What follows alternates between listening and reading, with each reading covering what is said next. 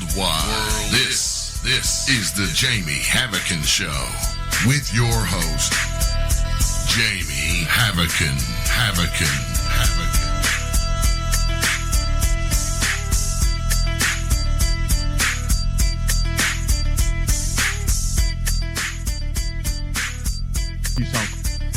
Hello and welcome to tonight's show, and thank you guys for joining us. Tonight we have a very, very special show in store for you guys, and I really think you're going to enjoy it. We are going to be talking about a phenomenal case sighting that was caught on video, mostly on the second half of tonight's show. And the first half, we're going to get to know our guest, learn a little bit about his involvement, how he got started, some of the cases he has researched, and more. Second segment, we'll talk about this amazing case that I'm sure you guys in the chat room already know about. If you're not in the chat room, head on over to kgraradio.com and click on the chat link. And remember, tune into us via TalkStream Live while you're on the go. With that, I'd like to welcome my co-host, Bill, as always. How you doing, Bill? Hey, Jamie. What's going on? And hello to all the listeners and all our friends in the kgraradio.com chat room. How's everything going with you? Well, besides the lightning that I had today, pretty well. Power outage? 2 of them, actually. Wow. Luckily, they were just flickers, and I had the station back up within 2 minutes. Cool. And the main thing is that we're on here, and we're going to have a great guest tonight, which is Rich Hoffman of MUFON, Alabama. He's the state director and also the manager of the STAR team, which we'll get into with him in a few minutes. And I think we're going to find out a lot of pertinent information, a lot of great background, that everything that Rich does. So it's going to be a great show. Yeah, and when I was chatting with him just in messages, I think he told me he has something like 57 years, he can correct me if I'm wrong, in this field. Oh, yeah. It just makes me, I've been in it since 2008, and it just makes me realize how much we have to learn. Mm-hmm. And with the backing and education and investigative skills that he has, as well as MUFON, it's just great. So what I'm going to do is play a short recorded brief about Richard. It tells about the 1973 flap, how he got involved with MUFON. So we're going to play that. When we come back, we will welcome Richard Hoffman to the show and get things started. So here we go. We'll be back in 6 minutes. The following is from an article written by tonight's guest, Rich Hoffman, and it'll let you know a little bit about him and how he got interested and started in this field and with MUFON. The flap of 1973 and musing of a MUFON field investigator. The year 1973 was a very challenging year for me. I was living in Dayton, Ohio, was newly married, and working as a teacher in a preschool. I was the MUFON State Section Director for the Dayton metropolitan area, and in my spare time, I did volunteer work for the Air Force Museum. I'd been busy trying to get a local chapter in place and conducting meetings in my garage, which I had converted into a room. About 20 people would attend my periodic meetings, and I started building up a field investigator team of about 5 people. This kept me very busy until later that year. Dayton had reports periodically of about 5 to 10 cases a month. Many of them had the typical explanation we see today, namely bodies, the planet Venus, and aircraft from Wright-Patterson Air Force Base. By around the later part of September and into October, that number increased to between 50 and 60 a week. The usual explanations no longer seemed to fit. You would get a call that as many as 20 residents in a community had seen an object performing loops in the sky, or hovering for long periods of time only to shoot off at an amazing speed. A police officer in Lebanon, Ohio, watched an object as it did unusual moves in the southern sky with many other policemen and residents watching. The officer managed to capture an image of the object as it veered overhead. Later, it was on the cover of National Enquirer and written up Bob Pratt, a well-known writer who routinely covers the UFO stories for the tabloids. My team of 5 investigators spent the next 4 or 5 weeks buried in investigations. I had to take time off work, and I later had to reintroduce myself to my wife, who I had all but abandoned. Many nights were spent sleeping outside in my car and gazing at the night sky in hope of seeing something, but it never manifested for me. It was a daily routine. Get up, gather your notes and equipment, figure out where the next witness lived, give them a call, ask them if you could stop by, conduct your investigation with them. The typical and repeatable patterns would ensue. What was the position in the sky? You would capture every detail in your notes, compass reading, algorithms, size, approximate distance, weather conditions, etc. I'd record their interviews. Now having done this and again captured every detail asking for clarification, I would next provide them with colored pencils and paper, asking them to draw the objects, and I would collect these into folders. One evening, a call came into the police station that a number of people had seen a light go down in some woods. I was in a residential home with about 20 plus witnesses who had seen an object overhead. I got the word about the light in the woods while working this case. I had the residents all over the same house in separate rooms, trying to keep them separate from mixing up their stories and comparing notes as much as possible. They were all drawing their pictures as I began speaking with the policeman who told me about the light in the woods event. After collecting all the names of the witnesses and the drawings and some film taken by one couple, I was taken to the sighting area by a policeman. However, I asked him to first let me drop off the film at the photo shop for overnight processing. He drove me there, we dropped the film off, and headed to the wooded area. I met another policeman who had responded to the light and was able to provide me with some details about the incident. After getting his testimony, I was now climbing fences and walking through fields on somebody's property. I felt a bit awkward, but with the policeman officer beside me, it made me feel a little bit easier about it. We eventually saw a glow at the base of a tree, but here I was with no equipment to collect anything. That was all in my car, back at the home of the other witnesses. It was decided by all that we would go back to the site at daybreak. Patrolman Robert Bales and my state director Larry Moyers, who had joined me at some point during the week, went to the site of the area in the woods. A tree was now laying on the ground with a hole about the size of a $50 going through most of the trunk. The base had some ash on it that was still hot. I moved some of the ash only to see blue sparks jumping off the tree. We had already measured it with a Geiger counter and had no radiation readings. I collected all my samples and took photos of the area. I wrote up my notes, and later we all departed. It was weeks before I could stop to write up the notes.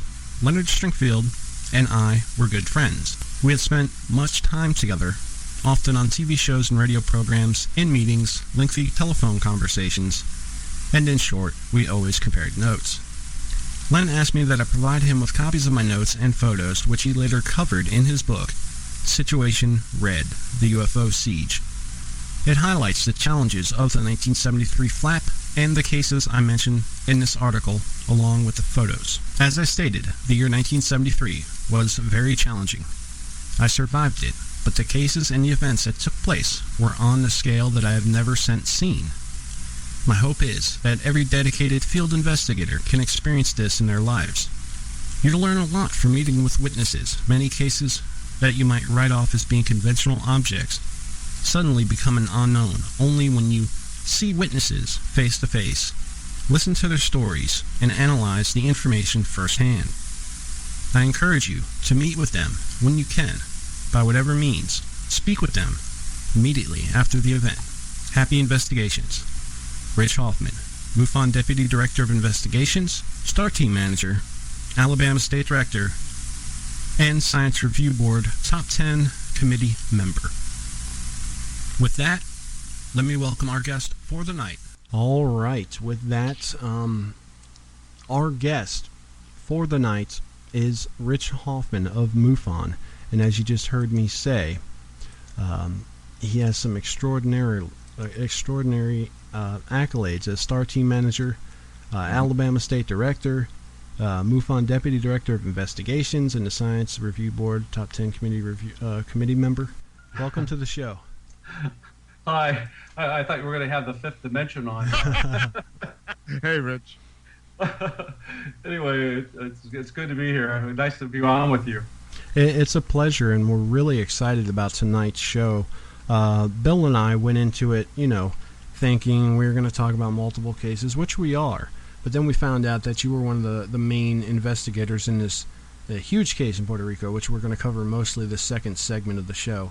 But and that just brought a whole new element to tonight's show and a whole new excitement. So we're really looking forward to this. And remember, guys, in the chat room tonight, during any time in the show, if you have a question, post it in all caps, and we will get to it as quick as possible. So in the pre-record I did, I told people about the 1973 flap, how all that got started. Can you kind of fill in a little bit of information from that time period, moving forward a little bit? Yeah, let me also clarify. So first off, it's 51 years that I've been investigating. I got started basically in 1964. It was around the April 24th time frame that I had to give a presentation in a science class. It was supposed to be a 10-minute presentation, and unfortunately, the only thing that was left that I had to choose from was UFOs, and I didn't know what they were, and I really didn't care. Anyway, I read and I gave that book report on that day, and basically got a D on the report, and went home that evening and started to hear about the Lonnie Zamora case in Socorro, New Mexico, and that was a landing. And that case alone it kind of propelled me into finding out more about the whole phenomena, and then couple that with the fact that here I am, a 13-year-old, and now I'm finding out that I live in Dayton, Ohio, and that right there was Project Blue Book, the Air Force project that was actually investigating the whole thing. That kind of like piqued my interest even more, and it was a key motivator into my decision to get involved in this. Thereafter I started doing presentations. I couldn't read enough. I couldn't collect enough information. I was, even at age 15, I was running around starting to give lectures to different people in the Dayton area. And then, pretty much it was on my own. I really didn't, I eventually found out that there were other organizations, things like NICAP and then APRO and stuff like that, but I didn't learn that right away. And then in 1969, I joined MUFON. I heard that there was, living in Ohio, I heard that there was something starting up in Illinois, and that was the Mutual or Midwest UFO Network, and at that time. And so I basically, got involved with them and became later on a state section director for the Dayton, Ohio area. And then my name was in all the different police stations to contact day and night around the area, and I would run out and investigate cases. But bottom line was I did a lot of that on my own, and eventually started to have like local meetings in my garage, believe it or not, and we'd have meetings on a periodic basis, and I'd bring in other people who wanted to be investigators, and they would join MUFON, and then it eventually built up with a team to the point where 1973 happened, and basically all hell broke loose. We were just getting pummeled with sightings that later in that fall time period that were just coming in left and right around at least the Dayton, Ohio area where I was at, and trying to keep up with them was just very, very difficult. I think we had on this, several hundred a week that were coming in. So, just trying to keep up with the cases and get around and cover them and talk with them. And we literally investigated a lot of incredible cases. These are cases that were, I think that they were incredible. In fact, one of the cases that I investigated was a police officer by the name of Patrolman Bob Bales from New Lebanon, Ohio. And there you had about 30 witnesses that were standing outside looking at an object that they were seeing bouncing around for about a half an hour up in the sky, and nobody could figure out what it was. And he was called to the scene, gets out, and he sees it and watches it there too. And then eventually the object kind of like moves overhead, and he had reached in the car and got like a camera, a Polaroid camera, and took a picture of it. And, it was very clearly, well, in that photo, it was pretty much a light, but it was a round light and very, very bright and looked rather interesting. And then you had the situation where I think after we had commented, it made some sort of like local news, and then Bob Pratt from the National Enquirer got involved. And the next thing you know is Patrolman Bob Bale's picture was splashed all over the cover of the National Enquirer, and the case became pretty well known. Well, I mean, that was just one of many, but I mean, there was another case with 22 police officers involved that actually was pretty good. So, bottom line is that there was a lot of attention being paid to those cases, and we had everything from like landings to, I mean, I'm literally talking about incredible landings, baking soil 2 feet in the ground, 70 foot in diameter, to obliterating all the wheat that was there, and you know, people seeing objects that were hanging over the back of ponds, and and then people finding other kinds of incredible evidence as well. So it was a phenomenal season. In fact, my good friend Leonard Stringfield, who was really well known and I think an incredible investigator, wrote a book about it called UFOs. Situation Red, the UFO Siege. And he talks about that whole 1973 year cases. Fabulous stuff. Now, the pre-record that I read, we left off talking about it took weeks for you to write up your notes. How long did this 1973 flap, how long did the buzz last? How long did it take for you to finally go through every witness, figure out exactly what happened, and determine the overall scope of that case? Well, and that's the complexity of it, because like, I mean, we didn't have the internet, and I didn't have a computer, so I mean, I'm running around basically, you know, writing down with pencil and notepads, right? You know, all these things, and you'd take with you on the case, you'd have something like you know, some colored pencils or something like that. You'd have people draw the objects on a piece of paper, and you'd then have to, like, you know, get all of their statements made, and you'd be taking fast and furious notes, and they would write up things to help supply information to you.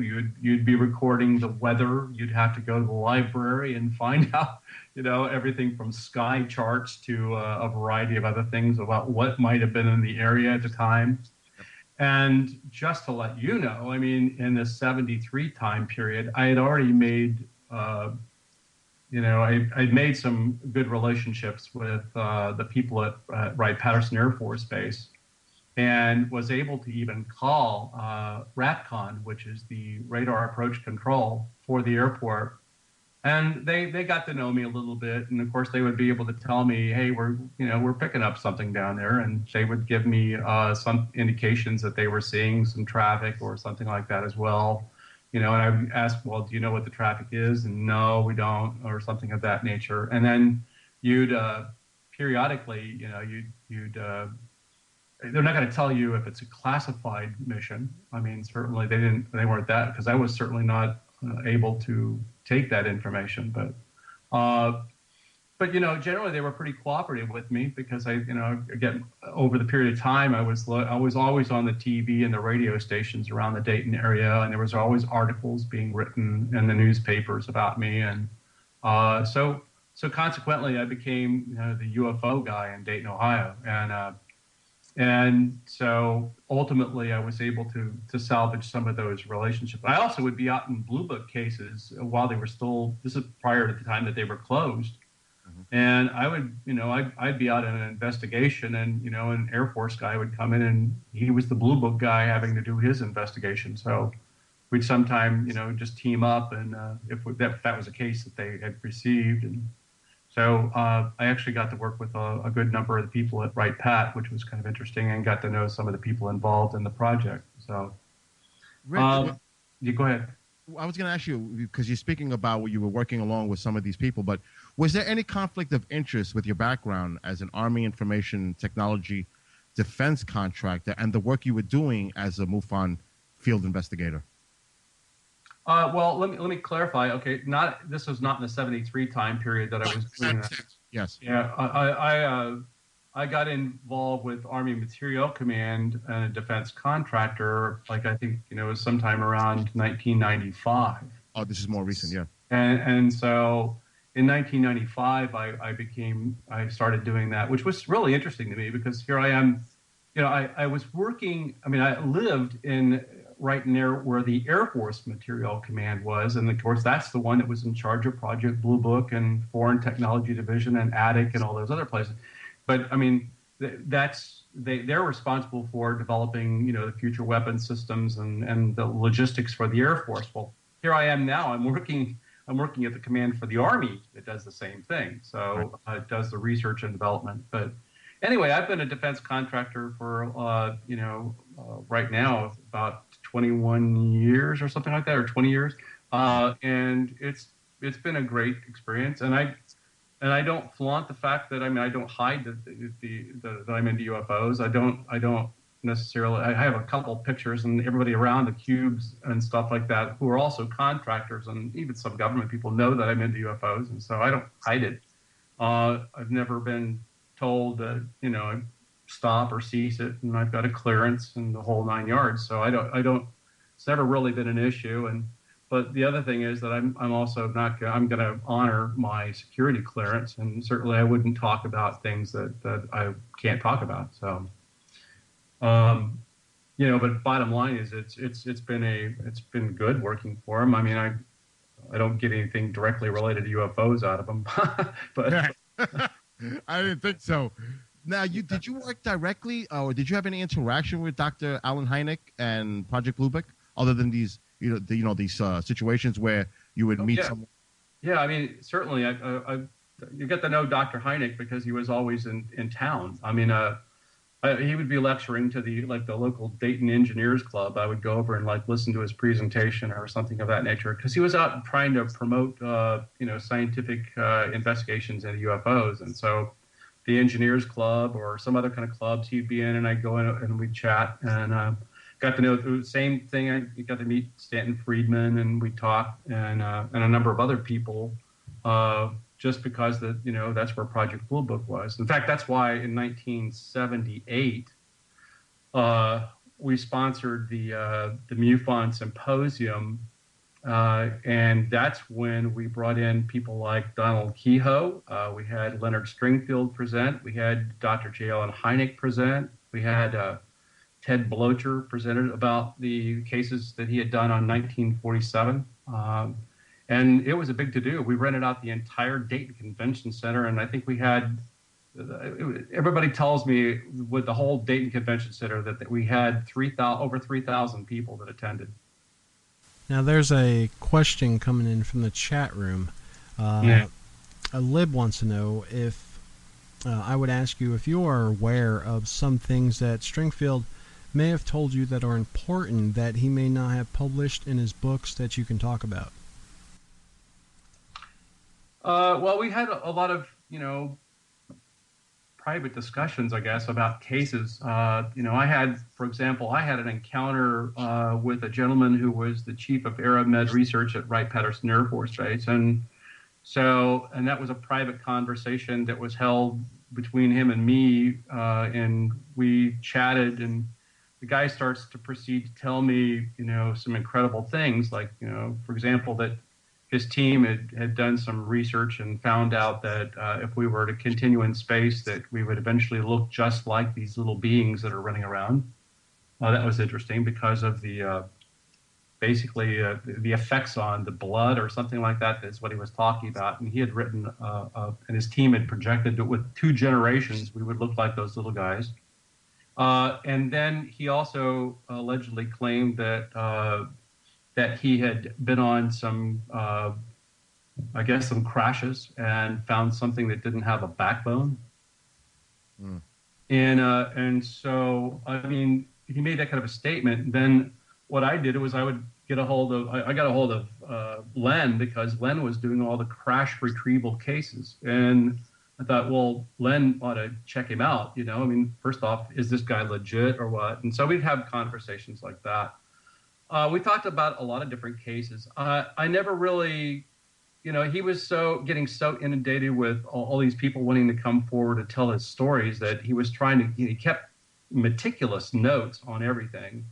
And I'm understanding that his files and his notes and things like that, because he passed away, are now with MUFON at the headquarters. And I'd love to at some point to see some of those, because I'm thinking some of those things that I talked about are probably in his notes. But he didn't, obviously, all of his notes were not put into his manuscripts that he put out. But I can't think offhand of anything that, other than, I'd be curious to know. He didn't put that story that I just related into any of the manuscripts that I'm aware of. But it's probably in some of his notes. Do you think those notes and manuscripts are somewhere misplaced, or do you think someone may be housing them somewhere? Oh no! In fact, I already said that they're at MUFON headquarters. Oh, okay. Sorry about that. Yeah. So we were able to get those. I think one of his relatives, or something like that, we were able to get them to provide it, and I don't know all the arrangements, but bottom line was that we were able to get those things passed over. That's something like there's a large number of boxes that contain all of his material. Now I have another one here. Yep. I know that in 1978 that you and the OUFOIL organization, you hosted one of the largest MUFON symposiums held with nearly 3,000 attendees, and it was a huge success. How has the symposium grown, and was this one of the first? When did they start? Oh, no. I mean, we were having symposiums way before that. In fact, I think the first one that I attended was up in northern Ohio, and I want to say it was like, maybe in 72 or something of that nature. I can't remember. But anyway, they had been having them prior to that. Everybody was just putting in bids for it, and we put in a bid for having it in 1978, and of course we got it. But they've been having it for years and decades now. I mean, it's still going on. Of course, the next one is going to be coming up next month in Irvine, California. So, but yeah, they were before that. I mean, the organization got started in 1969, and so it's roughly 70, 71, 72, somewhere in that time period is when they started probably having the symposiums. I'm not aware of that. I didn't get to attend some of the very early ones. Now we have another question from the chat room, Rich. It's from Lorraine. She wants to know, how often has he found that you found that people reporting UFOs turn out to be of military origin or some other capacity as an official person, police officer, whatever it may be? Well, okay, so I mean, the cases I just gave you a few from 1973 that of course police officers were involved. But in terms of me finding out, here's the thing: a lot of people will report things, and of course you have conversations with them, and they'll say, "Well, I'm ex-military, or I worked at the base, or I do work at the base, or I work at this, or I work at that." And, you'll hear that kind of thing. And we get cases all the time being passed to us by people who are, like that. A lot of them are requesting anonymity. And so we honor the anonymity part of it. And we're looking to be able to just basically get the case information and to see what we can learn from it. But, I mean, generally, I've got people that even attend my local MUFON meetings here in Huntsville, Alabama, that are, basically either they're working on the base. I got some of them who are former scientists that were out with NASA that helped put the men on the moon. So I've got a good number of those people that are involved. I've got professors at UAH that attend. So there's a lot of very, very credible people that are, and a lot of them have stories, Right. I'm looking at a case right now that's involving a military case. And we have also a police officer over in Mississippi who, this was an interesting case. This is like several months ago now. It's already come by, but it was the a former sheriff of a town in northern Mississippi, who proceeds to tell us that he saw a triangle and a kind of like what they call an orb, as well as a helicopter following it. And he watched them maneuvering around, and that was pretty incredible. But what's more incredible was the fact that he stumbled into a mess when he went in his backwoods, and there were these guys that were dressed in a black outfit, like camo dudes, if you would, that and one of them had some sort of a box that looked like the old cigarette box that you'd see that the women would have in maybe movies where they, and it would strap around the neck or something like that. Yeah. And the guy had remote controls. And the question was, was he actually controlling some of these things, and were they really UAVs? And so we don't know, but he was told to get out of the woods and to shut up. And then, of course, then the other part of this whole thing is that my investigator, who lives in southern Mississippi, was trying to get up to be able to go and to check this thing out. And next thing you know, that the witness is starting to clam up and doesn't want to talk because guess what? Somebody knocked on his door, held up the emails that he was having between him and my investigator. Wow. And telling him to shut up. So, I mean, what's that about? So, I mean, he was basically told, you're to shut up. We told you to shut up, and here are these emails. You're talking with this MUFON guy, or something like that. So it does happen a lot.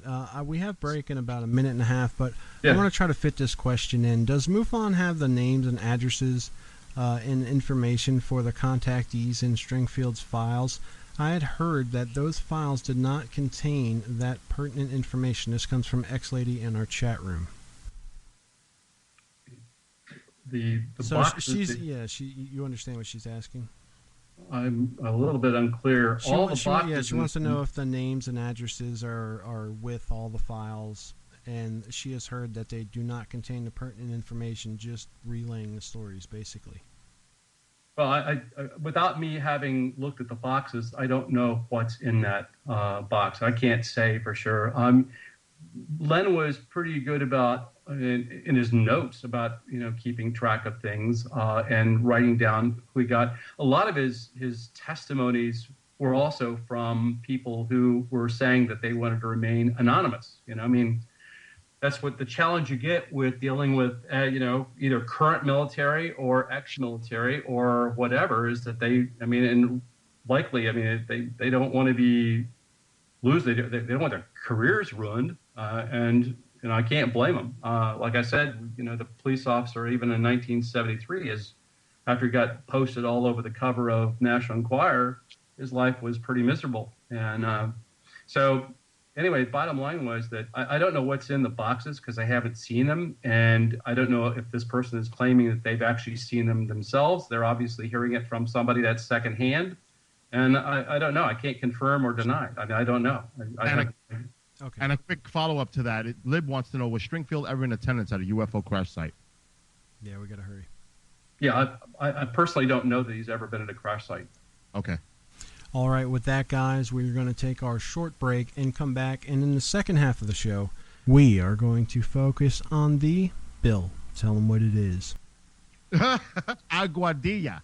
In Puerto Rico. Indeed, of 2013, which is an amazing video. I'll have Bill post a link to the video during the break so you can check this out and you'll be like, oh yeah, it's that video.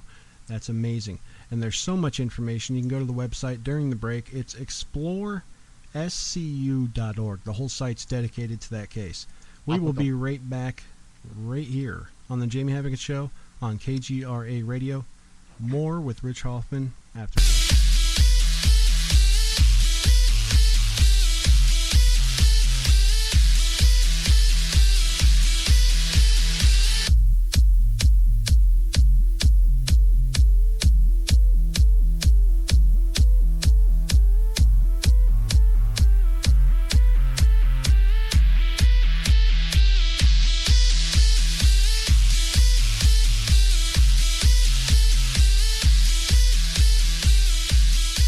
Hi, I'm Richard Dolan. When I'm not hosting my radio program, The Richard Dolan Show on KGRA, or writing new books on UFOs, I run a publishing company. I'm proud to say that Richard Dolan Press has published some of the most fascinating books available on UFOs and related subjects. They include Dr. Bruce Maccabee's classic analysis of the UFO cover-up, David Marler's breakthrough book on triangular UFOs, Dr. Richard Sauter's unique work on underground bases, and other classics by Grant Cameron, Chase Kletsky, and Dr. Bob Wood, not to mention intriguing works by Eve Lorgan and Laurie MacDonald that deal with truly bizarre phenomena. I'm proud to publish such high-quality and original works, and there are several amazing books about to be released over the next few months. Go to richarddolanpress.com to learn more. Hi, Ray Hobbs here with KGRA. You know, all of this technology today was supposed to make our lives easier, but if you ask me, it hasn't. Just the opposite, in fact. Absolutely, it contributes to stress and fatigue. Do you feel tired all the time? Well, let me tell you about our new sponsor, Power Vites. Power Vites is a complete multivitamin mineral formula designed to naturally boost your energy. This multivitamin goes right to work fast. It maximizes absorption due to its unique acidophilus base. This is not a multinational pharmaceutical. The Green Turtle Bay Vitamin Company has been producing Power Vites right here in America for over 20 years. They are nutritionists, making the world better one customer at a time. They produce high-quality products in small, fresh, potent batches and ship directly to you. To order, click on their banner on the KGRA website or visit energywave.com. Be sure to put KGRA Radio in the referral box. That gives us credit and you vitamins. Increase your energy with Power Vites.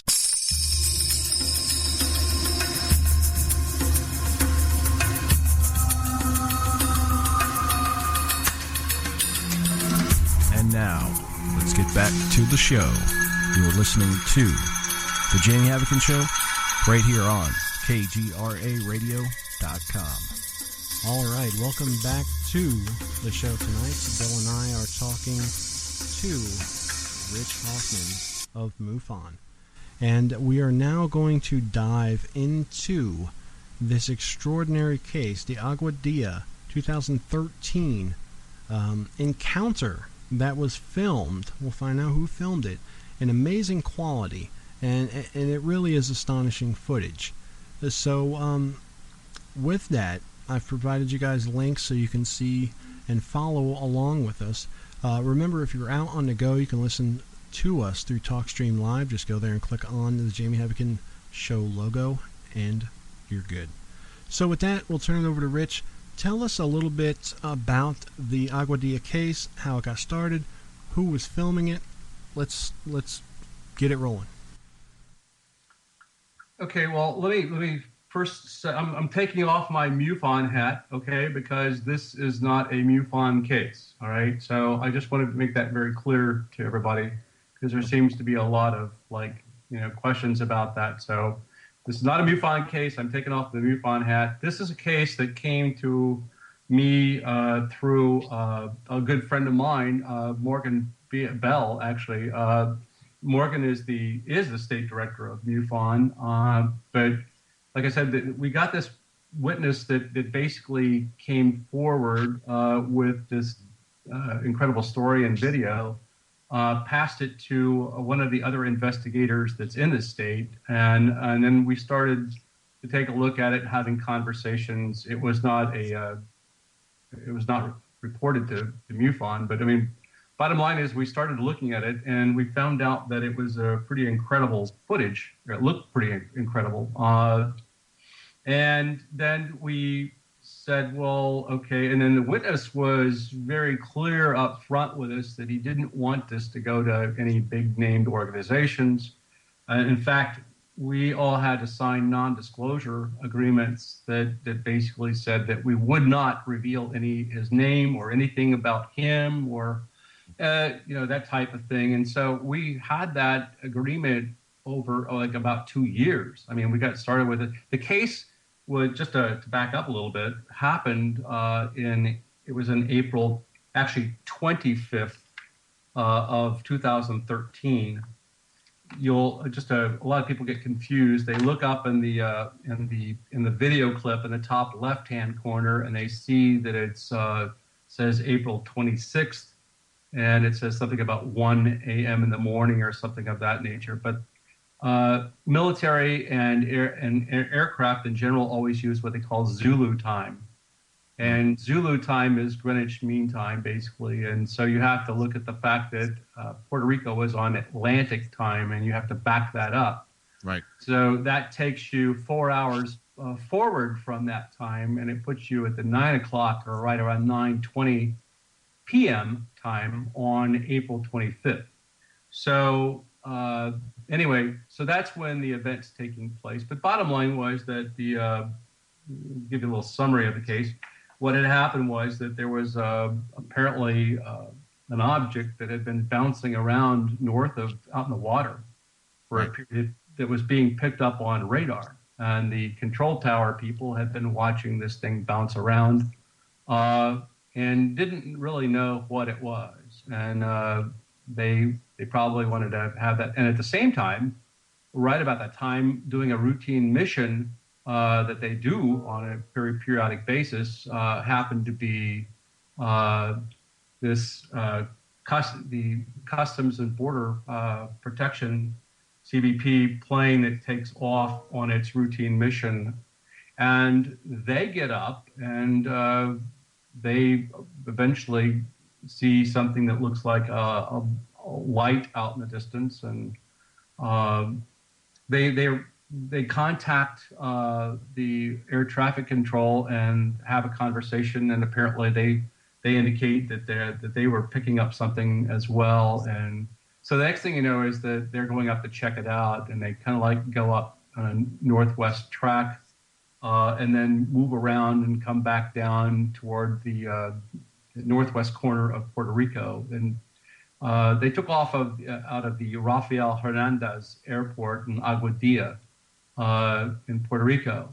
And then anyway, so at one point, then they come around. They, like I said, they see an object that's coming in that turns off its light just as it gets near the shoreline. And so they had flipped on their infrared camera because, keep in mind, this is 9 o'clock at night. And they really didn't see much up until the point that they had that light. And then when it went dark, they had the camera on it. And this is an L3 Westcam MXD, I think MX15D infrared camera that's mounted underneath the DHC-8 aircraft. It's called a Dash aircraft that they fly in. And so it begins recording this object, and they've got somebody at the controls actually tracking it as it's moving around and try to keep the crosshairs, if you would, on it. It's an older unit, by the way. It's not a relative. They've got a lot better systems than that one is. And but anyway, nevertheless, they capture it, and they fly around. They watch this thing, and it appears as though that the object is now again it's coming in, and it circles around the airport. The airport had been watching, or the control tower had been seeing it, and saw the light. They weren't picking up a transponder on it, so that they had basically stopped everything they were doing, and they stopped flights that were going to take off. And so there was a FedEx plane, for example, that was delayed basically from taking off while they watched the object. And it came in, and it came basically circling around the airport, the southern part of the airport. And then it swings back up around and crosses the airport again. And then eventually then comes over near a shopping center. And it then goes, and it starts to gradually descend almost back to the spot where it first came in at, in terms of its position along the shoreline. And the next thing you know is you watch the object. It's heading and getting closer and closer to the water. And then you see what appears as though that the object is like actually going underneath water. You lose sight of it, and then a little while later, the thing pops back up, and the next thing you know is it splits into two objects. And one of the objects goes veering off, and then you see that the initial object, whatever that is, again, move along, continue to move. It slows its speed down. But anyway, it basically then goes into the water, and then you watch as the Border Patrol people are now moving their cameras back and forth, looking to see if they can find any other indication that it's there. And of course, they don't.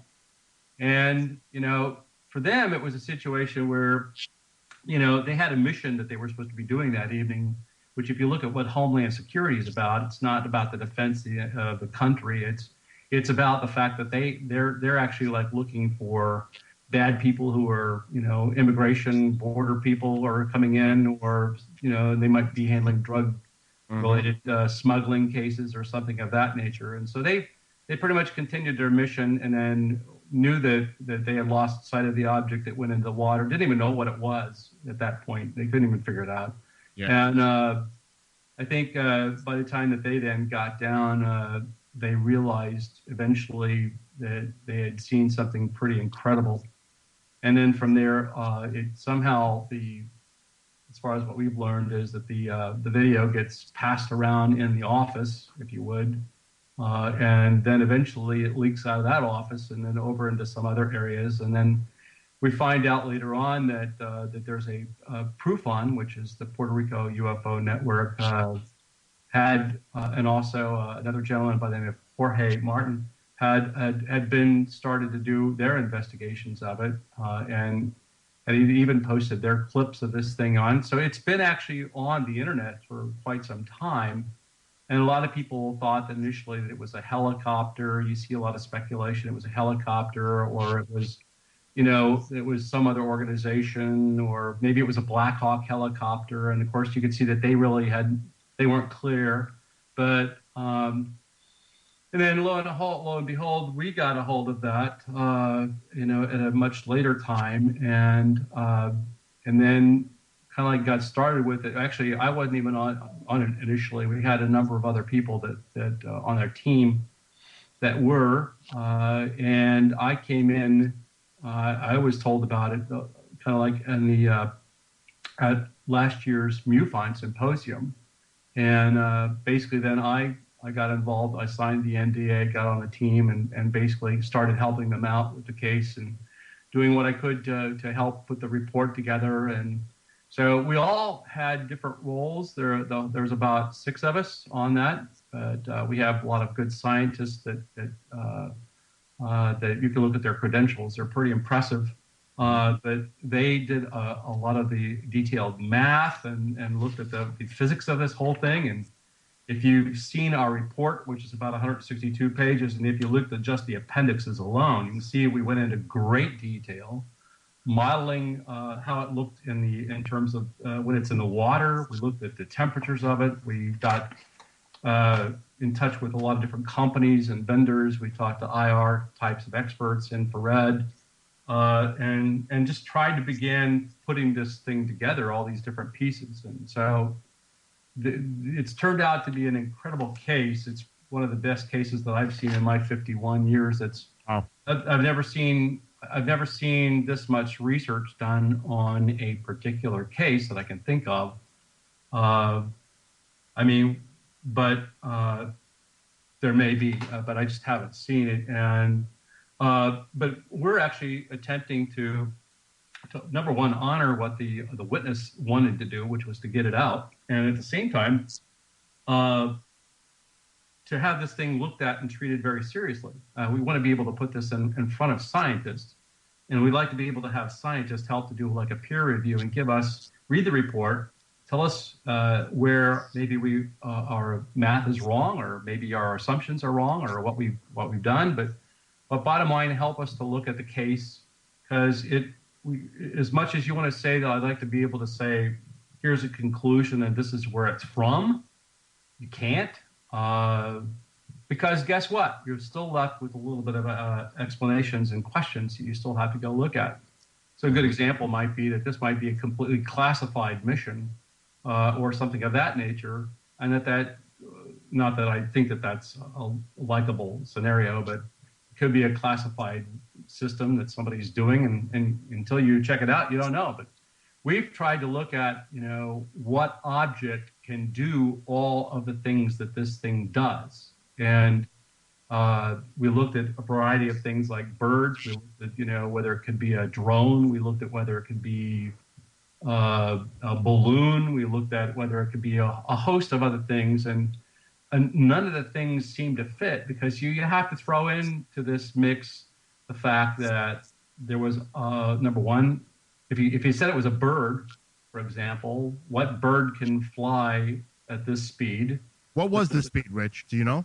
Well, I mean, it varied, but it went from like 85 miles an hour to 120. Okay, so I mean, tell me how a bird flies at that speed. And oh, by the way, it's 100 and this thing. We believe that the object is somewhere between 3 to 5 feet, because you really can't tell.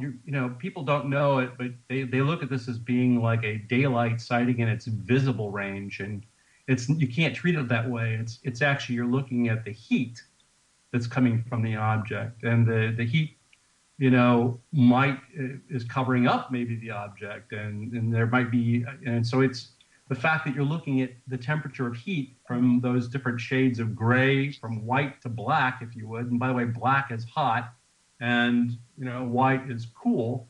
That's how they chose to use this infrared camera. I mean, you could flip it around. You could actually have white being hot, but they chose to do the black as being hot. And so you have to look at that, and you'll see it. At some points, it looks like it's tumbling or something like that, but you can't even say that that's what's happening, because you can't really see the object. And maybe there's like, I mean, this is all speculation. That's not even our report, but maybe there's a field around it that might be producing heat, and that's masking the object that's behind it. So, I mean, we really don't know what's making it look like that, but it looks like, that there's like the heat, if you would, is alternating or changing or whatever like that.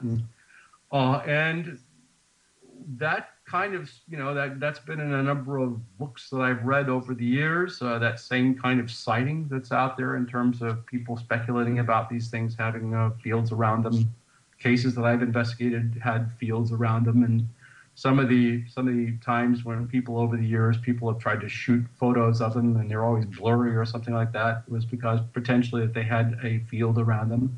There's been books that are written up that talk about the science of this whole thing, that point out the fact that as you increase in speed in the atmosphere, it basically would stimulate gases in the atmosphere like neon and all these other things that would then change the colors and stuff like that, so you really wouldn't see the object. So that's the same kind of thing here. But anyway, we just don't know what the object is or the shape of it, because we can't see it behind that changing, altering heat landscape. But anyway, that's what we're looking at, and that's what we're dealing with. We're trying to get through all that, the physics of that, and try to understand that. It's interesting you mentioned about the thermal reading off the object, with the infrared, the heat signature, because I was going to ask you, when it splits off toward the end of the video, I was thinking maybe that was a reflection of the water of the original object, and you're seeing the silhouette against the water as it's just above the water, and you're seeing that second object because it's due to reflection. But if it's a heat signature and it's picking up the second object, then those are two separate objects. Well, and you're doing exactly what people are doing when they look at this video. They're thinking visible range. Right, exactly. And they're not thinking about infrared heat. Right. And so infrared range, we don't see.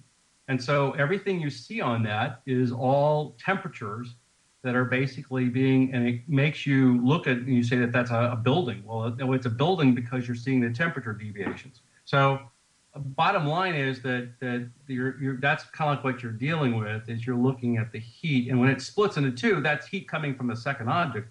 It's not a reflection. And we literally broke this in over 7,000 individual frames, and the team, these incredible people that I'm on the team with, I mean, they've been going through 7,000 individual frames on this thing. We're still going through those frames and looking at things. So when you're doing all that kind of analysis and you're looking at it like that, it's pretty detailed. It takes a long time, and I got 2 years of studying that thing and looking at that level of detail and looking at the potential physics and trying to decipher all the different colors, the heat temperature. We get, we've done it all. I mean, as much as we could. And I just want to applaud all those people that were involved in it. I also want to just acknowledge the fact that, like I said, that there were those initial investigators down in Puerto Rico that were also trying to do the same thing that we're looking at, but they never have. I don't think, to my knowledge, that they put their research paper together yet. But we've got a number of organizations we've passed our document out to. There was A3F Sigma 2 over in France looked at it, and they said, wow, that's really incredible, good job, and gave us some good feedback on what they had observed. And we've also passed it over to NARCAP with Dick Haynes. We're working with Dick Haynes at NARCAP, and he's been, if you look at it, he deals a lot with the safety issue around objects, and that's a very compelling reason why that the government ought to be able to get into it. And I applaud him on his work of trying to do that, because here's a case that stopped air traffic, that went over an airport, if you would. It's unusual. It didn't have a transponder. It performed incredible maneuvers and went back in the water. And my God, why wouldn't the government be all over this thing, right? Yep, exactly. So, I mean, that's the kind of thing that Dick Haynes has been collecting for a long, long time. Of course, MUFON's got that as well. I mean, we got a lot of, pilot cases. I investigated a pilot case down in Mississippi. And by the way, the case that won the 2013, or one of the top 10 of 2013, was a case that I investigated of a pilot case in Mississippi where the object was flying right next to him underneath his wing, underneath his Cessna aircraft wing, and was right there. That was that close. And we had that one tracked on radar as well. So. Rich, I just want to ask you a quick thing before Jamie asks this one. We hear a lot, there's a lot of speculation that in Puerto Rico, there's some type of underwater base or activity. And I'm wondering, is it possible that this could have been a UFP that evolved into a USO? Has anybody even thought about that possibility, that this thing was traveling underwater as it entered the water? So again, the reason why we use the term UAP, and we were trying to define what the name. Do you call this thing a UFO? Do you call it a USO? Do you call it something else? UAP is often mentioned. I know that Dick Haynes often uses UAP, but he uses unidentified aerial phenomena, where we felt that this was not really an aerial thing. You had to include the water. So we just decided to call it UAP, and we called it unidentified anomalous phenomena because it went to both of these things, right? And so the fact that this was moving at roughly about 85 miles underwater with not even creating a wake or at least any visible waves that we could see, the fact that it did its split and all these other kinds of things made it very anomalous. And so we stuck with UAP being anomalous, and we looked at whether or not, obviously there are things that can fly around at some relatively slow speeds that can do some of these things. But when you start to look at the total picture and the fact that it went into the water, goes about a half a mile underwater at 85 miles an hour, goes in at the clip that it did, and then comes up and does the splitting, or comes up and just goes in the water. Again, and by the way, when you take a look at that whole thing and you put it in context, that's where you're left puzzled about, well, what can do it? And sure that we were looking at torpedoes and the advances in torpedoes to see if there was torpedoes that could do this, or are there UAVs that can do this? And actually, the Flimmer is a thing that we looked at, which is a Navy experiment into having a drone that would go into the water. But here again, we've had this thing looked at by a lot of good IR technicians that actually do the work to do repairs on the Westcam camera for CBP, and they pass it around the office, and they're scratching their heads and saying that they've never seen anything like this, and it's certainly not a drone. It doesn't have the footprint of a drone, or doesn't have a propulsion system, or the heat, it doesn't look like it at all. And so we don't know what it is. And then we can't figure out at all how it can do these kinds of these maneuvers, if you would. Right. All right. Well, we're coming up on our last break here in just a minute, but if you can answer a couple of the chat questions, which I have to thank all of our listeners. You guys are just amazing tonight. Here's a couple quick ones. How far did this object travel in the 3 minutes and 50-odd seconds that it was there? And did any of the ground witnesses see a color of the object? Was it orange, white, black? Well, so let me answer the second one first. Bottom line was that it was, when it was visibly seen as it was coming in from the north, it was described as, I think it was pinkish, kind of a pink color, pinkish white, pinkish red, maybe a little bit of a red tinge to it or something like that. But they did see that kind of a light to it. And then for some reason, that light shuts off as it gets near the shoreline. And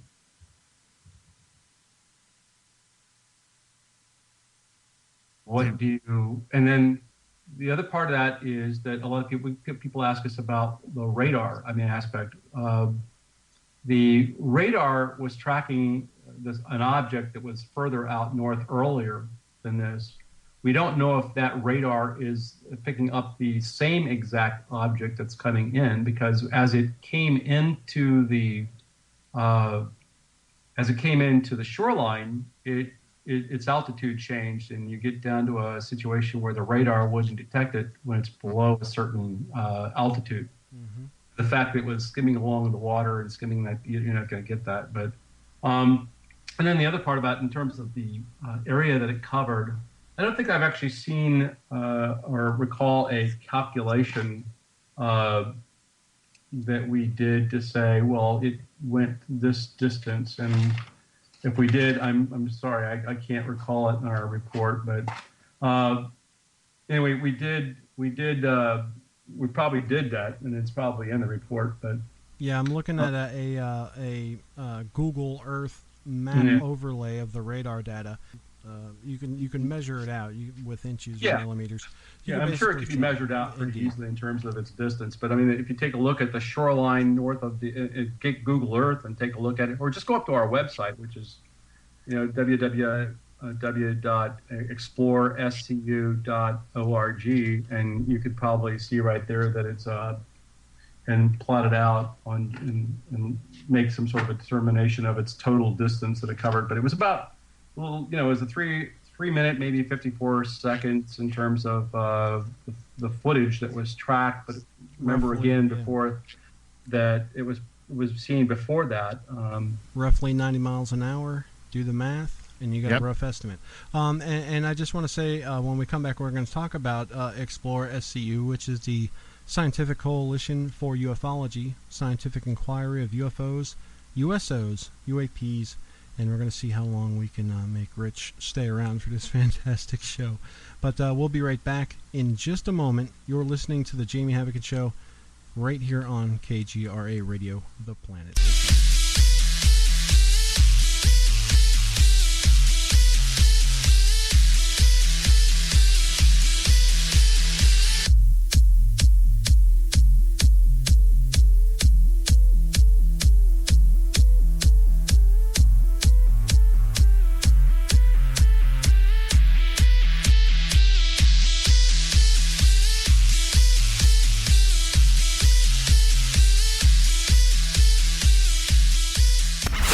Hey everybody, what's up? Jimmy Church of Fade to Black, and check this out. The 2015 MUFON Symposium will be held this September 24th through the 27th in beautiful downtown Irvine, California.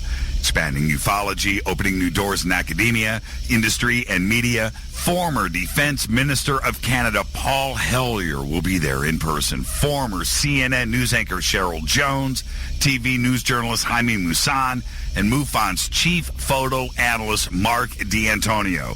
They're just a few of the growing list of names for the 2015 event. It's September 24th through the 27th at the beautiful Hotel Irvine. Get your tickets today at MUFONSymposium.com. That's MUFONSymposium.com.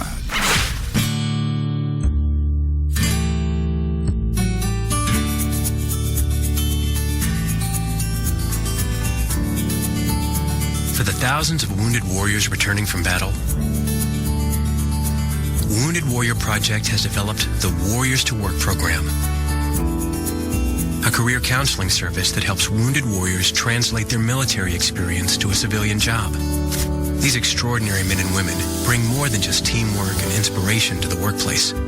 They bring proven world-class job skills. And to ensure proper placement, Wounded Warrior Project works with employers to find just the right job fit. Talented, skilled, and eager to get back to work, you have the opportunity to hire a seasoned veteran. Contact Wounded Warrior Project at findwwp.org. Welcome home the brave.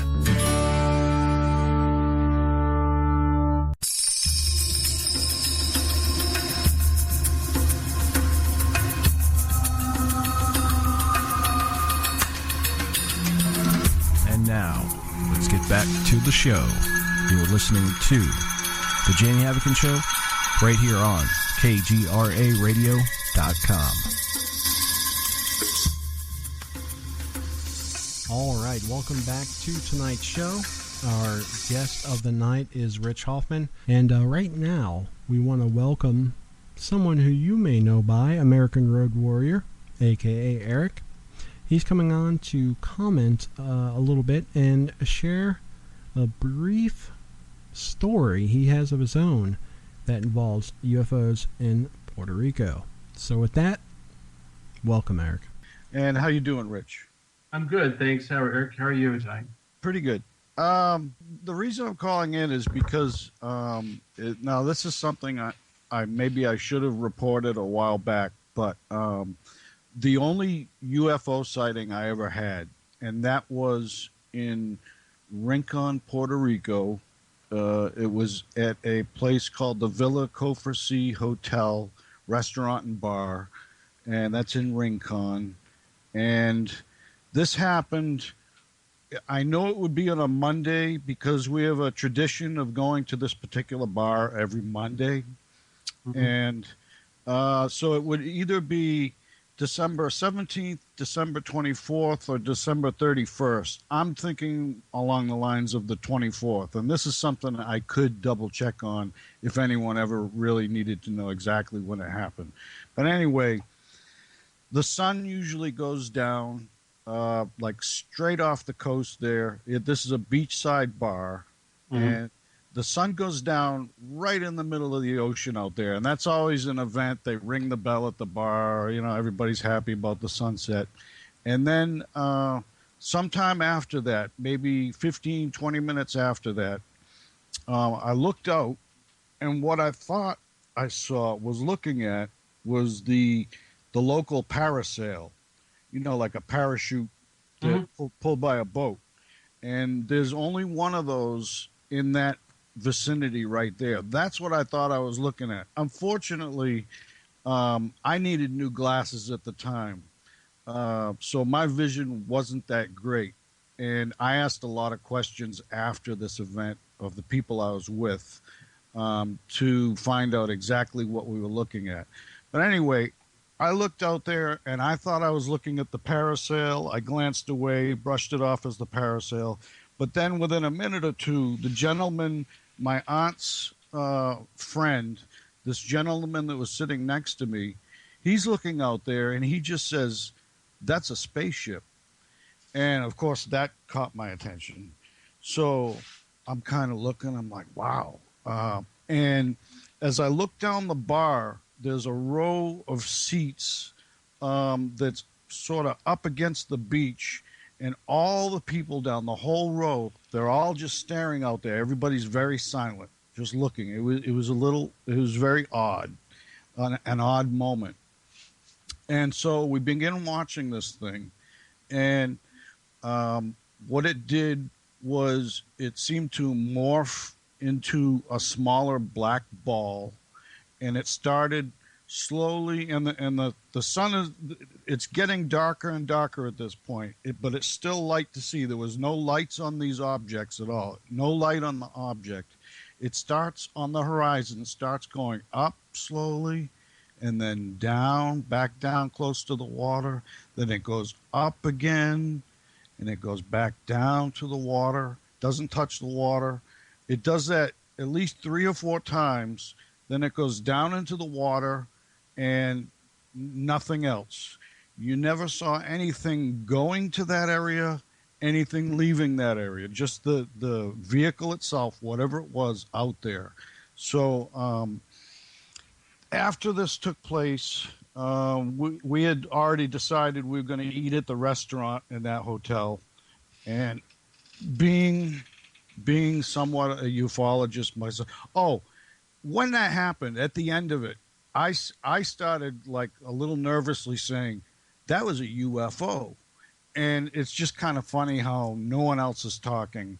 And I get the feeling this is probably a typical response that would take place on a sighting with a lot of people. Probably a lot of people just don't say anything. But anyway, we go to have dinner, and I couldn't help but getting all the details down, asking exactly what they saw, they told me how it morphed into a black ball. It didn't appear to be a helicopter. It went down, never came out. And now this all happened about, I would say 4, maybe 5 months before that Puerto Rican Homeland Security sighting, which kind of, to me, ties it in. I really think that these two events are related. And I didn't file a report, but I wouldn't doubt that someone either at that bar or all along that coastal region along that beach might have made a report that night. So I can't help but feel they're related. And another thing you notice is at the end of that video where it's going into the water, it's actually headed in a southwestern direction. And if you look at a map, Aguadilla is where the airport is. That's where we fly into. Aguadilla, just southwest of that is a town called Aguada, and then beyond that is Rincon. So just the fact that that object was headed to that actual direction towards where we saw that thing go down, just I find peculiar, and it all seems to piece together for me. And that's pretty much the whole story there, really. What do you think? Well, it's very interesting. I mean, certainly what we've been trying to do is to hopefully get people like you and others to come forward with additional cases so that we've got that record. Mm-hmm.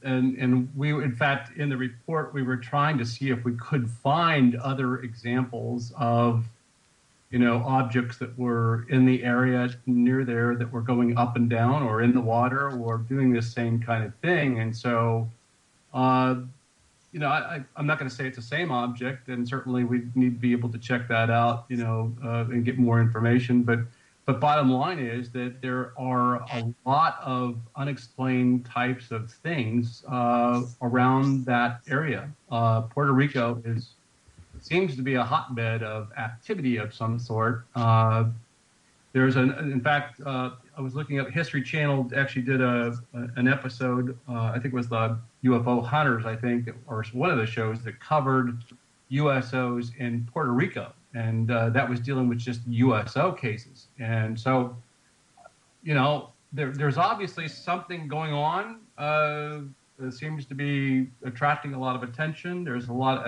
I keep getting people that keep telling me about that. And I really don't know what to make of it, and the fact that the more we get these cases documented, the better. I mean, we might start to get a better understanding. What would be extremely helpful on what you had shared was, again, it would be getting those people at that particular resort that might have been there, getting them to draw this thing. What did it look like? You said that you had, your eyesight wasn't that good and maybe you couldn't have done it, but maybe they saw details that would have been extremely helpful for us, Stephen, to know what the shape of it was. Was there any kind of did it have anything to it? That would be helpful. they might have seen it doing something, along the water, or maybe a splash or something like that from it, or did it not have a splash when it went in? Well, this was likely like they estimated it at probably 15 miles out. In other words, it must have been pretty big to see what I saw if it was 15 miles out. But that's what they were guessing at. Yeah, and the problem with guessing is that's another challenge we got, is a lot of people guesstimate very incorrectly angles and distance, and they really don't know. I mean, like you could ask them how what's the distance of your car, and they can't even tell you what how big your car is. Indeed. So, Indeed. let alone how do you look out when there's no reference point in the water and know anything about distance? You know, and so. That's the problems that we have with investigations like that. But it could have been closer, could have been smaller, could have been, and that's certainly possible. And especially if you start to get them telling you details, like, and then certainly if it was incredibly big, you would certainly expect that the Air Force Base or there's a small military radar thing there. We're not sure if it was used or not, but there might have been some sort of like an indication on radar that the airport would have had. We could have checked on that. But now, after we've done this FOIA request for the radar, the pretty much they've clammed up and giving us any future radar data at all. So. All right, Eric, I want to thank you for calling in and your comments, and it's been very helpful to the show. I appreciate it. Okay. Eric, could you please also maybe write that up and send it to us? We on that SCU site, if you could go up, there's a place where you can contact and just write it down. Sure, I will do that. That would be extremely helpful. Yep. All right, Eric, take care, and thanks again. Okay, thanks, guys. Yep. Thank you. Bye-bye. All right, now, Rich, I want to ask you, I know I told you about 10 after. Are you pressed for time? Do you have to, run to a dinner or something, or do you have another 10 minutes? Oh, no, I'm good. Okay. A question I want to know is there a extensive history of UFO sightings in Puerto Rico, and what is a typical belief of Puerto Rican residents? Is it much like us here in America, Mexico? Are they open to it? How's the government? Things like that. I know there's a lot there, but yeah. Well, I mean, keep in mind Puerto Rico is, I think, is a territory of the United States. Yes. So it's, it's really it. But the people there are super nice people. I've had a lot of friends that have actually moved there, and of course right now it's going through economic hardships. It declared bankruptcy, so it's suffering right now. But Puerto Rico has had long-standing interesting cases of a variety of things, everything from UFOs to strange creatures and stuff like that have been reported. There's a lot of USO cases that have been there, and so it's very very incredible in terms of probably the number. And if you talk to people from there, they're saying, "Oh, we see things all the time," and the challenge is that if nobody's out there documenting or they don't get it or they don't report it, they have the same problems that we do because it might be more prevalent than we actually believe. There's a lot of forest areas that, and of course they've got mountainous terrain there that probably begs for all different kinds of creatures. And I think chupacabra has probably also been seen there as well. So I mean, there's the variety of if you would, paranormal kinds of things and activity in Puerto Rico. And then if you also want to get into it, I mean, it is the base of the alleged Bermuda Triangle. Yes. So Arecibo's there too, the antenna, the dish. Yeah, Arecibo. Steady. So, and I have Puerto Rican relatives that tell me about the chupacabra and seeing stuff. They do see this. This is a regular occurrence. And that's what I was going to lead up to my next question for you, Rich. Are you in communication with any UFO researchers in Puerto Rico? And has there been any recent activity that correlates to a similar sighting of this event that happened in April of 2013? Like Eric was almost speaking of just now. Yeah, I mean, so up until this case, I really didn't spend a whole lot of time dealing with Puerto Rico because I've got my own states to deal with. And being the state director or the state director as well as the STAR team manager, which means I'm covering the entire United States on cases that are potential evidence cases with MUFON. That's pretty much keeping me jumping, and so I don't really have a lot. But obviously, as a result of the Aguadilla thing, we've now started to have conversations with some of the people. I mean, just today I was chatting with Mr. Perez. And he's I think the director of MUFON. And anyway, and we've also talked to Jorge Martins, who wrote a very, very nice statement about what our report. And so we're starting to have a lot of good relationships in terms of comparing notes, and we're trying to collect that data. But as far as we aren't to the level where we're exchanging hi, I had a sighting down there and it was this and that yet. And we're still trying to now, again, forge this relationship. I mean, like I said, I just talked to Mr. Perez for the first time, in the last 2 days. So hopefully we'll start to be able to get more about that, and we'll be able to find. We did go and we tried to look in and to see if we could find other cases that were like this. And you could find something, but the problem is that there would be a record. I saw something, and then did anybody investigate it? No. Well, then all you've got is just I saw something, and you can't validate, is this a real UFO, or could that have really been a parasail? Nobody's checked on it. So you get what I'm saying? You need to, if you're going to look at this thing, you have to go with cases that actually have some sort of investigation and ruled out all those things like birds, kites, planes, and that type of stuff as much as you can. So, yeah. All right, I'm going to ask this question, then we have to, eventually start wrapping up, talk about the symposium, a little bit about MUFON, try to get a couple of you guys listening out there to join MUFON, maybe become a field investigator and attend the symposium and help support the largest independent UFO research organization.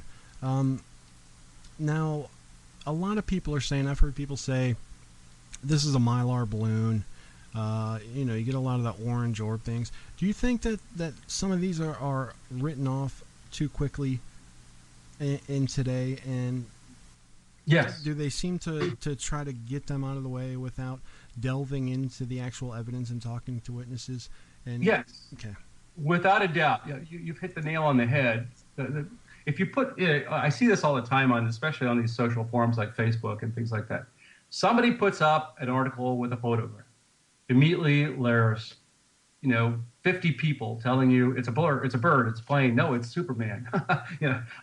It's you've got everybody wanting to tell you that, oh, I think it's this, I think it's that. None of them have, ever talked with a witness. They even make that, claim that it's this without even looking at any data. They don't even get information about the case. They don't read the first thing about it, but yet they're looking at a video clip and saying, here's what it is. And with this case, it's no different. People are sitting out there. They don't even know what infrared is. They think this is a daytime sighting in some cases. And they say, oh, that's a balloon because I can see it tumbling. And, and they have not done the first thing, which is basically get any information and read it and then ask their questions and then come up with a conclusion. So we have people all over the board quickly making all kinds of statements. They're not backing it up. And we're saying, okay, back it up. If it's a balloon, great. Show me how it had a light on it and how it moved, and show me how it did anything different than what we did. Show me how it went in the water. How does it go and split? How does it maintain its temperature? Oh, by the way, had they looked at what a balloon looks like in the infrared spectrum? No. And travel 120 miles per hour. Yeah. And do they, and by the way, did they even check the wind direction on that day? Exactly. Oh, by the way, did they, if it's a balloon or it's something like that, why would this base stop a FedEx plane from taking off because of a balloon? Give me a break. So they need to shut their mouths and basically do some homework first. And then after they do their homework, make a conclusion. or come up with some sort of an idea, but back it up with facts. And so many people are not scientific minded.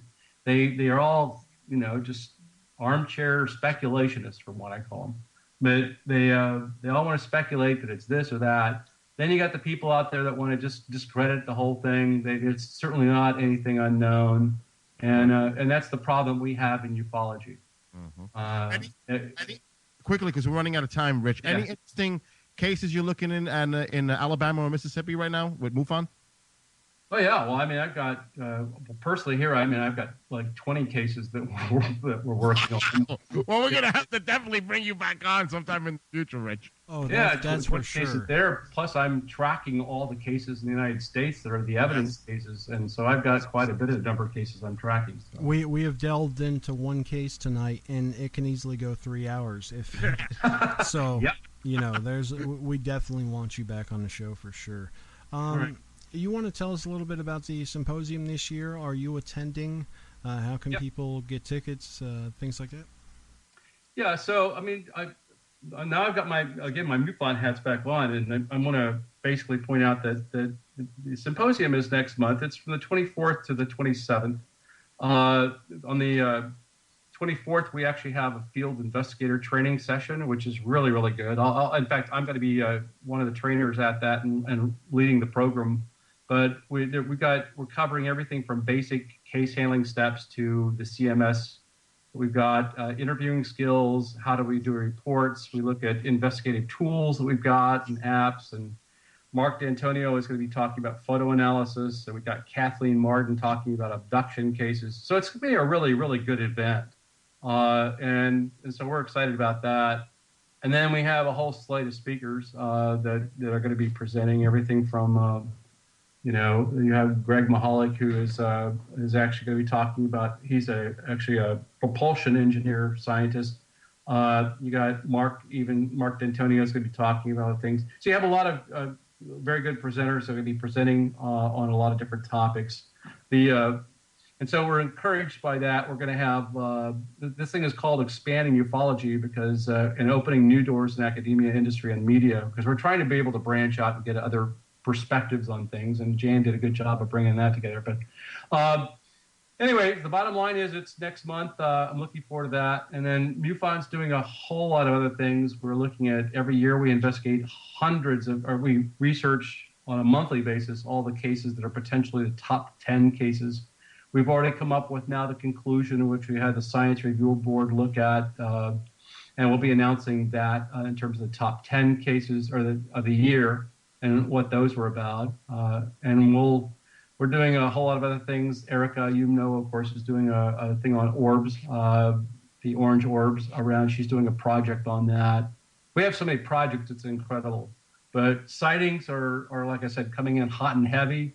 After Hangar 1, we got pelted with like a massive increase in incredible cases that are coming in. I mean, you just wouldn't believe it. You read these things and you're saying, oh my God.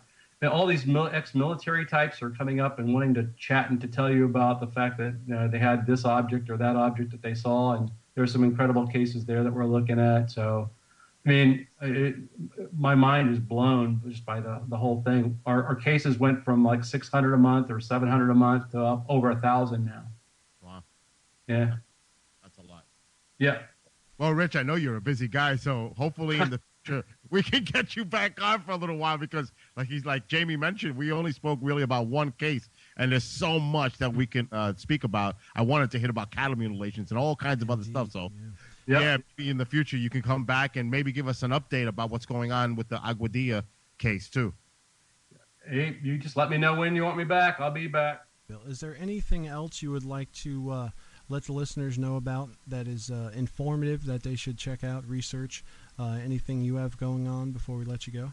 Well, I encourage people to go up on the MUFON.com website because, to be quite honest with you, we've been adding a lot of incredible stuff on that site. Roger Marsh, who's our editor, has been doing a remarkable job of adding a lot of information. We actually have a lot of the presentations at the previous MUFON symposiums. You can go up and look at them on YouTube. We've been adding that up there, and we've got plans to add a whole lot of other things up there. a lot of the white papers and things like that, we're posting those up. We've got a lot of other changes are coming. We're updating our database, the actual CMS case management system database that we've got. We're going to be improving the front end on that. So a lot of good things are happening in MUFON, which we hope that will that a lot of people are not even spending time on that website, and they ought to, because there's a lot of good information up there. We're actually putting apps up there to help investigators to do things. Eventually, we'll be putting up a whole lot of photos and videos of IFOs and UFOs, so we'll be able to distinguish and help the public be able to do that. So, I mean, a lot of incredibly good stuff going on, and I encourage people to join MUFON. What would you tell people out there listening are the benefits for joining MUFON and becoming an investigator, real quick? Well, I mean, there's more than just being an investigator. We have people that are on the evidence. I mean, looking at abduction types of events. Experience or research team is out there. We need researchers. We need people who want to spend time looking at a particular subject. We have people that can help us out in administrative kinds of roles. We're trying to expand the communications, so there are people that have an interest in being able to help with communications can do that. So it's not just investigators. At the same time, we're trying to improve all of our investigations, and so I've been spending a lot of time writing a lot of different documents and getting things like that out to the group. And bottom line is to get involved. I mean, this is a grassroots level effort. It takes every one of us to get involved, and it's not like we're getting any money. I mean, we're basically making enough to be able to keep the doors open. But bottom line is we need people to help with everything from attending local meetings to also going to the conferences, because it helps us to get some money to be able to continue to do things. We need to get on the front side of this thing and start deploying technology. We need to be able to have things like, spectrum kinds of cameras out there. We need to be able to have infrared cameras. We need to be able to position those on hotspots. There's a whole lot of great ideas, a lot of people that want to get those ideas forward, and we just need people to be involved. Hey, Bill, does that sound familiar? We are currently creating a thing called Skywatchers United, which involves Skywatchers around the country, where we are all streaming live on a single page with a chat room, and people doing that type of thing, relaying information is what it's all about. Trying to go global, Rich. Yeah, and well, you need to hook up also. We've got the MAST group down in Florida, for example. That's MUFON Aerial Surveillance Team. They hold regular Skywatch events. They got technology like you wouldn't believe, and they're all they're all hooked in together on communications and stuff like that. Mm-hmm. That's the kind of thing that would be really, really good. Plus, like I said, we need those grassroots people that maybe have these special types of equipment to help us out. And so much of what we deal with in ufology is all in the visible range, and we need to get out beyond that electromagnetic spectrum, and it's called the visible, and go in and find out what else is going on with the objects. Yeah. Well, Eric Alouche just said in chat that you're incredible and you're a great star team leader. So there you go. Oh, well, thanks to Eric. I mean, she's a great gal. I really like working with her, and I applaud what she's doing, and I hope that she continues to help us to find out about those orbs, and it's good stuff. Well, with that, guys, our guest of the night, Rich Hoffman. It's been a wonderful show. We're going to let him go, then we're going to wrap it up. I'm going to let you guys know all the speakers at the symposium and much more. So thanks again, Rich, for tonight. We really look forward to having you back in the near future. Great. Thanks, guys. It's a pleasure. Have a great day, Rich. Have a good night. Thank you. What a great show, Bill. Oh, yeah. He is awesome. I got to tell you. We could have done easily. Oh, easily 3 hours. Easily. This could be a 7-part series. Really? I mean, we just touched on one thing. I had a whole list of questions. I got 20 questions we couldn't even get to. I mean, really, he's awesome, and we definitely got to hear more about this Aguadilla thing. If anything comes up new, indeed. Because again, I believe that it is when you see the site that explorerscu.org and you see the radar, and you see how the blips come up, and they sent out the plane with the tracker, and it's circling, it's looking for these objects, and then it follows it. I mean, it's there. All the information is there. And if, like he said, if you do enough research and you do your homework, I mean, you just can't jump. You got to do the thorough research, and you'll see that this is looks like a really credible case to look into. That's why he's on it. The thing that hits home to me is this happened in 2013. Yep. And I know quite a few of you have heard about this case. It's an extraordinary case. But Yep. how many others are out there like this that people like myself have not heard about yet? Or that people don't come forward because this guy wanted to Exactly. stay anonymous. He didn't want his name. They signed all that stuff to make sure that they didn't put out his information. So this guy really didn't want to come out with all this. He just wanted to get this out there so people like Rich and others can research it. But this is exactly what we need: more people like this to come out and talk about their instances. And I totally think that Eric definitely seen something that was very similar to this in the same area. And I am one to believe there is activity going on underwater, underneath our oceans. I'm just one. That's my opinion. So, I think this is connected. I honestly think this is all connected. I want to tell you guys who the speakers are at this year's symposium. But first, I want to let you know that coming very soon, there's going to be a new UFO audit website. Eric has found an amazing webmaster, and he's currently working on it right now. Just 2 hours of this guy's time is just crazy. I'm blowing up my own balloon here, but I'm doing my best, and it's coming along nicely, working with her to make it the best site we can. So we look forward to that, and it's really been a pleasure to have Erica become part of the KGRA family. So Definitely. with that, here are some of the guest lineup at the MUFON Symposium. Paul Hellyer, he's the Canadian ex-Minister of Defense, I believe. Aaron Judkins, Cheryl Jones, Jaime Musan, Greg Mollick, John Greenwald, Linda Zimmerman, Mark D'Antonio, who I tried to contact today to get his opinion on the video before the show, but was unable to.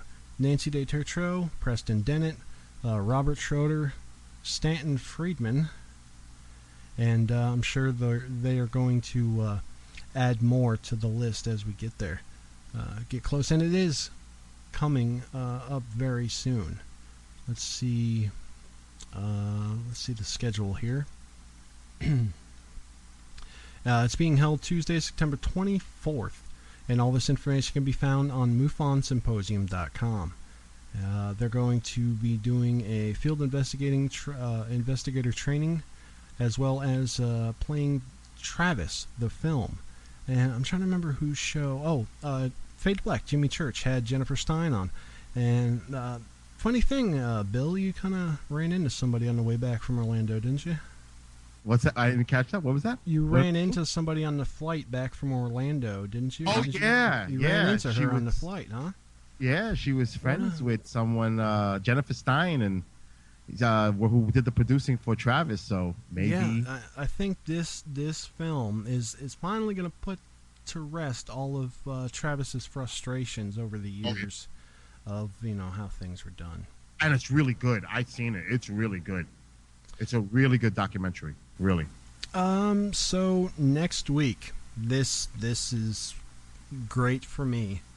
We're going to have on somebody whose show I produced for many years. Somebody who is very, very smart. He's into conspiracy theories, monsters, so much. He's an amazing person. Somebody who I wish I had the intellect of, and that is Mr. Ted Torvich. I'm really looking forward to this show. I know you don't really know what to expect, Bill, but I expect everything with Ted. it's going to be a good show. There's kind of two sides to Ted. There's the YouTube side and then the radio side. And he really does an amazing show, and I wish he would bring his show back. So, Ted, if you're out there, give it a second thought. And I'm sure we could find a home for you right here. Race would love to have the show. He's told me 1,000,000 times. I agree.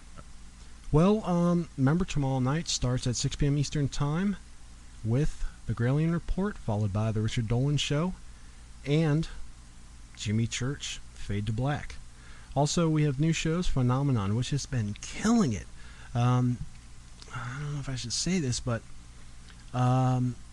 certain people at KGRA have noticed an amazing increase in visitors and listeners. This show is getting out there, getting guests on that nobody else can get. Yep. Also, somebody said something about getting Timothy Good on. He is also somebody else I've never interviewed, and I'm going after him. So, if anybody out there knows him personally, email me, jamie@kgraradio.com. And I already have his number and his email, and I'll see what I can do. There you go. And Erica, I don't want to put the links in until it's done. She's like, link the site. Maybe she did, but I hope not. All right, guys, I thank you guys for tuning in, and it's been a great night. Take care. We will see you same time next week. Oh, by the way, Chase, the month of September is going to be very busy. Let me take a quick look here. I know she's doing one live show. The 6th, she's having on, well, actually, a guest host. Linda Salvin is hosting the show. So that's going to be interesting. And then she's back October 4th with David Jacobs. But trust me, if she's missing shows, she's doing something very important. All right, guys, take care. We'll see you next week. Have a good night.